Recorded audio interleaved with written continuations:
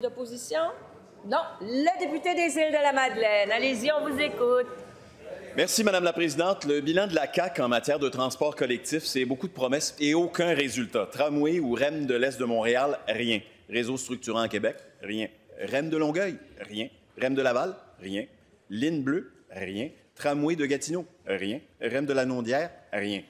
En fait, les seuls résultats, c'est plus de congestion sur nos routes, plus de temps pour se rendre au travail, plus de poids sur les épaules des municipalités, plus de coupures de services, plus de grogne des citoyens et des entreprises. Le gouvernement réserve des grenailles aux villes, notamment celles de la couronne nord de Montréal, alors que ce sont elles qui subissent les conséquences du manque de vision du gouvernement de la CAQ. Les élus de la couronne nord, on l'a dit, ont fait le chemin ce matin jusqu'à l'Assemblée nationale pour dénoncer l'inaction du gouvernement depuis 6 ans et appeler à l'urgence d'agir. Ma question, Madame la Présidente, qu'est-ce que la ministre a à dire aux élus de la Couronne Nord qui constatent que leur région a été laissée pour compte?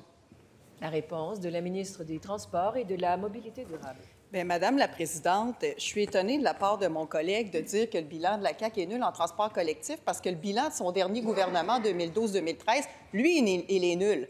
À l'époque, Sylvain Gaudreault, qui était ministre des Transports à l'époque, a essayé de faire exactement ce que moi, je suis en train de faire, pas tout à fait le même projet, mais a essayé de se doter d'une capacité à livrer des projets de transport de manière plus efficace au Québec. Et il n'a pas pu le faire. Est-ce que son gouvernement n'y croyait pas? Est-ce qu'il n'a pas eu le temps? Est-ce que... Je ne sais pas pourquoi, mais il ne l'a pas fait. Et lui-même me donne raison dans un article du Devoir, qui n'est pas exactement un allié naturel de la CAQ, mais un article du Devoir qui dit que les précédents ministres des Transports appuient ce qu'on est en train de faire. Et le député, qui pour la première fois est présent dans une de mes commissions depuis que je suis au transport, a entendu hier...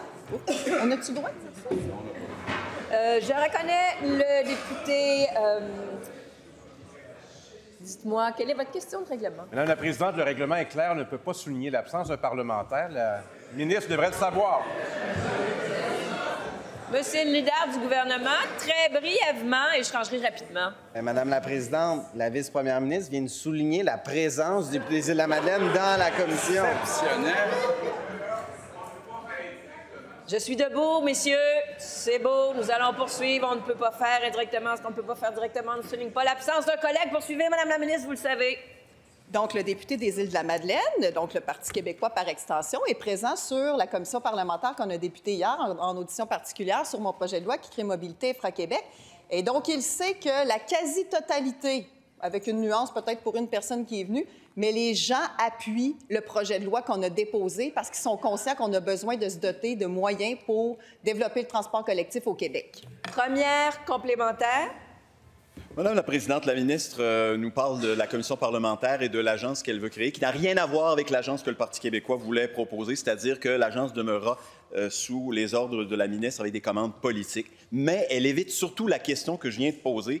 Avec son tableau, elle présente le passé. Avec les déclarations sur l'époque où le gouvernement était péquiste, elle refuse de vivre au présent et de nous dire surtout ce qu'elle a en tête pour l'avenir du transport collectif pour la Couronne Nord de Montréal. Madame la ministre, la parole est à vous. Bien là, Madame la Présidente, deux choses. Effectivement, mon agence n'a rien à voir avec celle du PQ parce que la mienne va voir le jour. Puis deuxièmement, Madame la Présidente, il me dit son tableau, il parle du passé, mais il me parle du bilan de la CAQ. Or, un bilan, par définition, ça parle du passé. Alors, je vais lui montrer mon tableau. Et donc, les années de la CAQ, 2018 jusqu'à... Regardez, là, ça part en 2018 quand on est arrivé à 39 et ça monte jusqu'à 48, en passant par 51, d'ailleurs, en 2021. Il n'y a jamais eu autant d'argent, Madame la Présidente, en transport collectif. Je suis sûre qu'il le comprend, ou en tout cas, s'il ne le comprend pas, je ne sais pas ce que ça va lui prendre. Je peux changer les couleurs, mais c'est même bleu PQ, à la limite, un peu plus que bleu CAQ. Fait qu'il devrait comprendre cette couleur-là. Il n'y a jamais eu autant d'argent en transport collectif, Madame la Présidente. Deuxième complémentaire.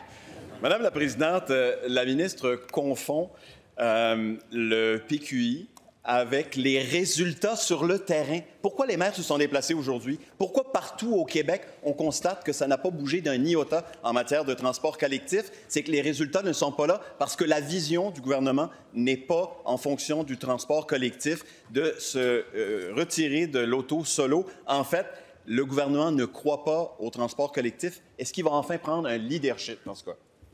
La réponse de la ministre. Madame la Présidente, on met presque 50 %. On finance presque 50 % des dépenses en transport collectif.